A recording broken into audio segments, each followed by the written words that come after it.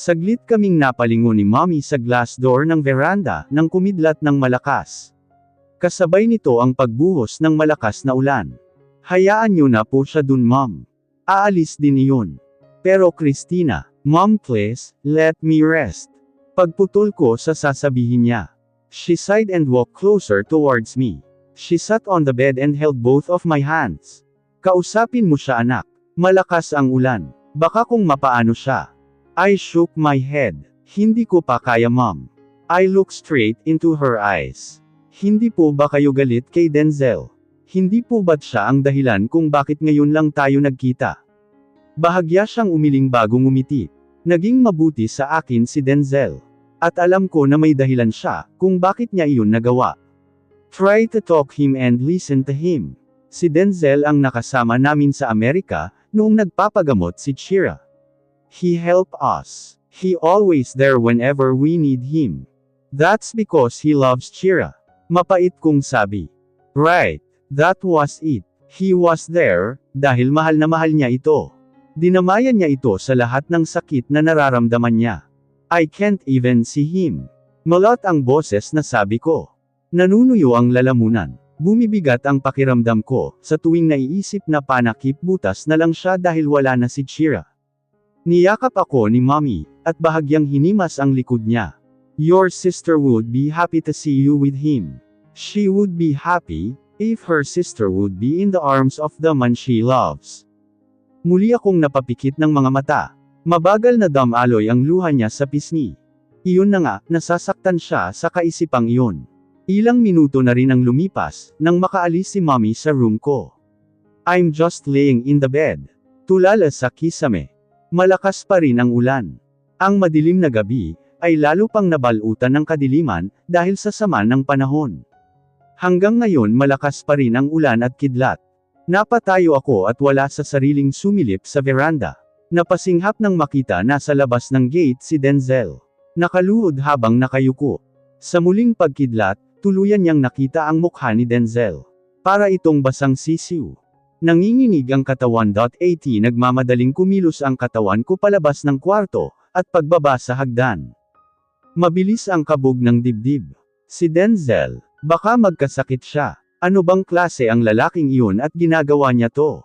I grabbed the doorknob and ready to turn it, when I suddenly stilled. Napayuko ako. Unti-unting nanghina ang mga kamay ko, at dahan-daang tinanggal sa pagkakahawak sa hawakan ng pintuan. Pero saan pa? He hurt you. Remember? Sa pagkontra ng kanyang isipan, mabagal na tumalikod ako sa pintuan, at nagsimulang maglakad paalis dito. Tulala akong napatitig sa kawalan, hanggang sa lumabo ang mga mata. Napakuyom ng mga kamao. Ano ba, Christina? Huwag kang magpakatanga. Tama na, please. Napahikbi ako. I wanted to go there. I wanted to hug him. Gusto ko siyang puntahan at papasukin dito sa loob. Pero naghahati ang puso at isip ko. Sa muling pagkidlat, kumalat sa buong kadiliman ng bahay ang liwanag mula dito. Napahinto ako sa paglalakad. I faced again the main door. I took a deep breath before hurried to go there. I twisted the doorknob and immediately opened the door. And right there, I saw him. Nanginginig ang buong katawan sa lamig, habang nakaluhod at nakayuko. Dahan-dahan akong lumabas, at doon unti-unti akong nabasa ng ulan. Mabagal akong naglakad papalapit sa gate, sa kanya. Ang tingin ko ay nasa lalaking nakaluhod at basang-basa. Napasinok ako at napatikip sa bibig, nang umalpas ang hikbi mula dito. Nang mabuksan ang gate, saka pa lamang nagtaas ng tingin ang lalaki. I gasped. Umawang ang labi ko. Sadyang natigilan sa itsura ni Denzel. My eyes twitched and another tears fell in my cheeks. Putok ang gilid ng labi niya. May iilang pasa at galos rin sa mukha. Ang mga mata niya'y tila pagod na pagod na. Bagbog sarado siya. Naawa ako sa itsura niya. Binugbog ba siya ni Eustace? Anong ginawa nila kay Denzel? I clenched my fist. Ang mapungi na mga mata ni Denzel ay bigla ang lumaki. Umalis siya sa pagkakaluhod, at mabilis na lumapit sa akin. Christina, mahinang sabi niya. I looked away when his eyes immediately turned red. Anong ginagawa mo dito? Malakas ang ulan. Baka magkasakit ka. Nakagat ko ang loob ng pisngi. Ikaw dapat ang tinatanong ko niyan. What are you doing here? Mariin kong sabi, at pilit na tinatagan ang boses. Please, I want to explain. Pakinggan mo ako. Nakikiusap ako. I hissed, tumingin ako ng diretso sa mga mata ng may hinanakit. Wala kang dapat na ipaliwanag sa akin. Umalis ka na. Tinalikuran ko siya pero napahinto sa ambang paglalakad, dahil sa sinabi niya. Pakinggan mo ako. Mahal na mahal kita, Christina. Asak na lumingon ako sa kanya. Nagsimula akong humikbi ng malakas. Mahal, hindi mo ako mahal. Mahal mo lang ako dahil iyon ang gusto ni Chira. Mahal mo lang ako dahil wala na si Chira. You love me because of the thought of granting Chira's wish. Right, that's it. Umiling siya. Kahit malakas ang ulan, kitang-kita ko kung paano damaloy ang mga luha ni Denzel sa mga mata niya. No, hindi totoo yan. I love you because you are the only woman I want to spend my life with. I love you since then. I love you because I love you and nothing else. Akmang lalapitan niya ako nang umatras ako. Natigilan siya. Bahagya akong tumawa kalaunay nanunuyang nagsalita. Huwag mo na akong lokohin pa. Mahal mo lang ako dahil wala kang choice, iyon yun. Mabilis akong umalis at nilock ang gate. Christina. Bahagya akong napaatras nang mula sa labas ng gate, ay pilit niya akong inaabot. No, Christina. Pakinggan mo ako. Baby. Please. Pakinggan mo ako. Bigla siyang nagwala. Niyugyug ang bakal na gate. Umalis ka na. Magpapatawag ako ng guard para paalisin ka. Tinalikuran ko siya, at mabilis na tumakbo papasok ng bahay. Na kahit anong pagwawala, pagmamakaawa at pagtawag niya sa pangalan ko, ay hindi ko siya pinansin. Ni hindi ko magawang lumingon sa kanya, dahil natatakot akong bumalik at yakapin siya. Natatakot akong bumaliktad na naman ang nararamdaman ko. Tulala akong nakabalik sa kwarto. Nakapagbihis na ako, pero balik na naman ako katulad kanina. Tulala sa kawalan. Madaling araw na, pero di ko pa rin magawang matulog. Namimigat ang talukap ng mga mata ko, pero ang diwa ko ay ayaw pa ring matulog. Hindi ako makatulog. Malakas pa rin ang ulan. Nakaalis na kaya siya. Hindi ko magawang sumilip sa labas. Ayokong makaramdam ng kahit na ano kay Denzel. Kahit na ang kawan ito. Malalim na buntong hininga ang nagawa ko, hanggang sa mapadako ang tingin ko sa mini table, na katabi ng kama. Nangunot ang noo sa bagay na nakalagay doon.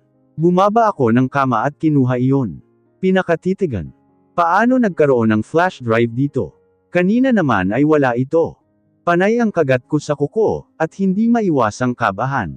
Pinag-iisipan kung tutuloy ba ako or hindi na.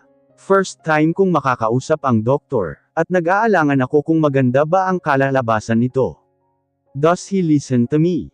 Is he going to talk me? Muli akong tumitig sa mataas na building ng hospital. Ito ang hospital na pagmamayari ng mga walker. Sa bawat pagtitig ko dito, mas lalong lumalakas ang kabog ng dibdib ko. Pikit mata kong inalala ang dahilan, kung bakit nasa hospital ako. May pag-iingat kong inilapag sa kama ang laptop, na kinuha ko sa kwarto ni Mommy. Madaling araw pa lang kaya tulog na tulog ito. Hindi ko na nagawang magpaalam, dahil ayaw kong gisingin ang mahimbing na tulog ni Mommy. Hindi ako makatulog, at parang may nagtutulak sa akin na buksan ang flash drive na hawak ko. Malalim na buntong hininga ang ginawa ko, bago buksan ang laptop ni Mommy. Nagpapasalamat pa ako nang walang password ito. Nang magawang open, isinaksak ko sa USB port ang flash drive. I gasped when one folder suddenly popped up, at the center of the monitor. It was named under Dr. Mute Toscano. My forehead creased and became clueless. Nahulog sa malalim na katanungan ang pag-isip ko. Hindi ko kilala ang doktor na iyon. I tried to open the folder, but it wasn't up requesting a password. Ang malalim kong pag-iisip, ay nauwi sa paghawak sa ulo. Nahilo ako bigla, siguro dala na rin ito ng masyadong pag-iisip. Pero kasabay ng pagbilis ng tibok ng puso ko, ang syaring paghawak ko sa bibig. I gulped, pero mabilis ang kanyang pagtayo, at pagpunta sa sink ng banyo. At doon ay samuka ako. Sumama ang pakiramdam, at biglang lumala ang pagkahilo. Humawak ako sa lababo, upang doon kumuha ng lakas. Pumikit ako ng mariin. At nang medyo maayos na ang pakiramdam, bumalik ako sa kama at humiga. Marahil dala ito ng pagod at hindi pagtulog. Madaling araw na kasi, pero hindi pa ako nakakatulog. I close my eyes and cover it with my arms. Kinakabahan ako. May palagay ako. Bumibilis ang tibok ng puso ko. May mga bagay na pumapasok sa aking isipan. Pero ang higit sa lahat, ay nandoon ang bagay na alam ko. Am I pregnant? Again. Hindi rin ako nakatulog ng maayos, at maagang nagising. Pagbaba ko sa kusina si Errol ang kaagad na bumungad sa akin. Napangiti ako pero kaagad din na nawala, nang makita na nakayuko ito, at malungkot na kumakain. Tumikim ako para makuha ang atensyon niya, pero hindi niya ako pinansin. Malalim akong bumantong hininga, bago tumabi ng upo sa katabing upuan niya. Good morning, baby ko. I tried my best to have a cheerful voice, but I think I make it sounded broke. Hindi siya nagsalita. Alam ko naman na masama ang loob niya sa akin. Hindi ko naman siya masisisi, dahil may kasalanan ako. Do you want to see your father? Wala akong maisip na sasabihin. Para bang iyon lang ang gustong marinig nito, I got his attention. Napaangat siya ng tingin. I gasped when his gaze shifted on me. A cold deadly eyes met my teary eyes. Nagkatitigan kami. Binalutan ng pangamba at pighati ang puso ko. Naninikip iyon. Napahikbi ako. That's the time na parang natauhan ang anak ko. He blinked thrice. I sobbed again. Parang ibang tao ang itsura ng anak ko kanina. Para siyang galit na galit sa mundo. Hindi ako makahinga. Fear started to envelope my whole body. Errol bowed his head. I saw you kagabi, and I saw my papa. He was crying while calling you. He was crying while pleading, but you were ignoring him. Why is that, Mom? Don't you love him? Mawawalan na po ba ulit ako ng papa? Nanigas ako sa kinauupuan, hindi alam kung ano ang sasabihin. Bumubuka ang bibig ko para magsalita, pero walang lumalabas. I wanted to answer, I wanted to say no, you're wrong, but my mouth still open, and unable to speak. I can't speak out the right term, the right words for him to understand the situation. I'm done, Mama. Papasok po muna ako sa kwarto. Bumaba siya ng upuan at patakbong umalis. Napatayo ako at manghahabulin siya, nang matigilan ako nasa bungad ng pintuan si Mommy at umiiling. I also shook my head too and cried hard. Pakiramdam ko kapag hindi ko nasuyo ang anak ko, tuluyan na siyang malalayo sa akin. Tuluyang nang malalayo ang loob niya sa akin. Minsan sinisisi ko si Denzel, dahil pakiramdam ko may sinasabi siya sa anak ko, para lumayo ang loob nito sa akin. Pero alam ko sa sarili, na mas higit na ako ang may kasalanan. Hindi ko siya naaalagaan, dahil lagi akong nasa trabaho. Lumapit sa akin si Mommy. She dragged me to sit, and then she sit beside me. Hayaan mo muna si Errol. Nagtatampo lang iyon. At syempre, hindi maiwasan iyon, lalo't naghahanap siya ng kalinga ng isang ama. Gusto niyang buo ang pamilya niya. Natigilan ako. Tuluyang umagos sa pisngi ko ang mga luha. Alam ko naman ang bagay na yun. Hindi ko rin naman maiwasan. Nasasaktan ako, si Errol, at si Denzel, lahat ng nakapaligid sa amin ay nasasaktan. Naguguluhan ako, gusto kong umayos ang lahat. Gusto kong malinawan. I sighed. Mom, I hesitated to ask, sayo ba yung flash drive na nakita ko sa kwarto? Nagtaka ako nang makitang nagulat ang mukha niya. Binalot kami ng katahimikan, hanggang sa basagin niya ito. Tumikim si Mommy. Ibigay mo yan kay Doc Mute, nasa Walker Hospital siya nagtatrabaho ngayon. Para sa kanya iyan, bigay ni Chira. Dapat matagal na iyang nasa kanya, pero ang kabilin bill-inan kasi ni Chira bago siya mawala, kau mismo ang mag-abot niyan. Sabi niya alam na daw ni Doc ang password nito. My lips partly open. Si Chira. Pero bakit? Ano ang laman nito? Hindi na lang ako nagtanong kay Mommy, at tumango na lang. Halata rin naman kasing wala siyang alam kung ano ang laman nito. Napangiwi ako dahil sa pagtitig sa akin ng gwardya. Kanina niya pa ako tinitignan, na para bang isa akong magnanakaw. Sino nga ba ang hindi, kung kanina ka papatingin-tingin? Para akong isang taong may masamang binabalak. Bumantong hininga ako, bago na pagdesisyonan na pumasok sa loob ng hospital. Hanggang sa pagpasok ko, nakamatsyag sa akin ang gwardya. Nag-alangan akong magtanong sa nurse sa information table. Hindi ako mapakali. Pumipintig ng malakas ang puso ko. Can I ask, nandito po ba si Dr. Mute Toscano? The female nurse smiled at me. May kung ano siyang kinulikat sa mga papel bago tumingin ulit sa akin.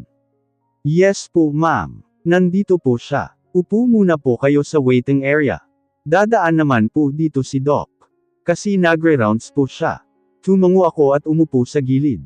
Makalipas ang ilang minuto, may dumating na lalaking doktor. Nakatalikod ito sa akin, papunta sa information.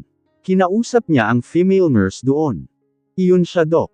Natigilan ako nang ituro ako ng babae dahan-dahan lumingon sa akin ang doktor. Natigilan ako. He is cold as an ice. The way he stares at me is like, as if I was nothing. Guwapo si Doc Mute. Matangkad. Well-built body, halata yun kahit na naka-doctor gown siya. Nalukot ang mukha niya. Halatang halata na kinikilala ako. His forehead furrowed even more, nang mapagtanto siguro na hindi niya ako kilala. Mabilis akong tumayo, at nakangiwing lumapit. Doc, pwede ko po ba kayong makausap? Busy ako. Magpagawa ka na lang ng appointment. Napamaang ako sa kasungitan niya. At hindi lang iyon. Tinalikuran niya ako kaagad. Dahil sa pagkakataranta, naisigaw ko sa kanya ang pangalan ni Chira. Tumigil siya sa paglalakad, at lumingon sa akin. Ang kaninang lukot na mukha niya, ay napalitan ng pagkabigla. I'm her sister. I'm Christina. Matagal niya akong tinitigan. Hanggang sa tumungo siya, at yayain ako sa isang coffee shop malapit sa hospital. Awkward, that was us. Mabilis kong kinuha ang flash drive sa maliit na bag na dala ko, at inilapag sa mesa bago itulak ito papunta sa kanya. Napatitig siya doon, kalaunay nagtatakang tumingin sa akin. Sakin. Tumungo ako sa kanya. Kinuha niya ito at napatitig doon. So, anong kailangan mo sakin? Napalunok ako, gusto kong malaman kung ano mo si Chira. Ngumisi siya. Nakakakilabot ang ngisi nito. Pero kahit ganun mababakas ko sa mukha niya ang kalungkutan. Hindi ko alam pero sa pagtitig ko sa kanya, para akong nasasaktan din. Nang hindi ko makayanan ang katahimikan. Tumikim ako. Nakuha ko ang atensyon niyang nasa tasa ng kape kanina pa. Para bang may malalim siyang iniisip. Napatingin siya sa akin. Private doctor niya ako. Napatango ako pero mabilis na nanlaki ang mga mata sa dinugtong nito. At manliligaw niya. Shock was written all over my face. Nahigit ko ang hininga. Shock ang right. Well, I really love your sister. Kahit lagi niya akong ipinagtatabuyan. Masakit, oo, pero mahal ko eh. I did everything para mabuhay siya sa mga kamay ko. Pero namatay pa rin siya. Muling tumitig ang lalaki sa flash drive. Hanggang ngayon ay hindi pa rin ako makabawi sa gulat. Na sa bandang huli, she chose you, and him, kaysa sa akin. Nagulanting ako sa sinabi niya. Nanginginig ang labi kong nagtanong sa kanya. Anong sinasabi mo? Habang patagal na patagal kong kausap ang doktor na ito. Palakas din ng palakas ang tibok ng puso ko. Hindi ako makahinga. Naninikip ang dibdib ko. Pakiramdam ko si Doc Mute ang makakasagot, nang matagal nang gumugulo sa isipan ko.